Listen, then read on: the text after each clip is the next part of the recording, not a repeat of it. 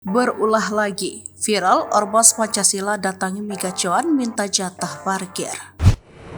Sebuah video beredar di media sosial menunjukkan salah satu organisasi masyarakat Pancasila mendatangi Migacuan yang berada di Jalan Singamaraja, Medan. Menurut informasi dihimpun, kedatangan Ormas ini terkait pengelolaan parkir di wilayah tersebut. Dalam rekam video yang diunggah, terlihat segerombolan Ormas Pancasila mengenakan baju loreng mendatangi lokasi outlet Migacuan ini.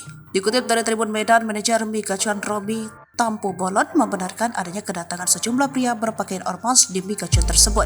Robi mengatakan peristiwa ini terjadi beberapa waktu lalu dan mereka sempat makan dan minum di lokasi. Selain itu, ormas tersebut pernah meminta kepada pihak manajemen agar parkir di Migacuan dikelola oleh pemuda Pancasila.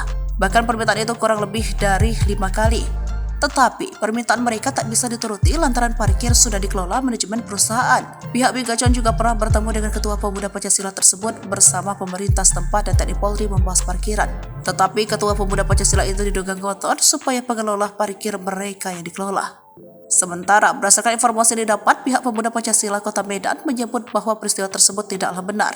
Sekretaris Badan Penyuluhan dan Pembela Hukum Pemuda Pancasila Kota Medan mengatakan pihaknya telah dipertemukan dengan tim legal Migacuan. Pertemuan itu berlangsung di Polsek Medan Kota. Thompson menjelaskan dalam pertemuan itu telah bersepakat untuk tidak memperpanjang persoalan tersebut.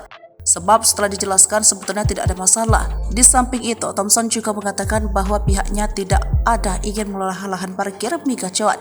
Sebab sampai saat ini yang mengelola parkir itu ialah pihak Migacuan sendiri.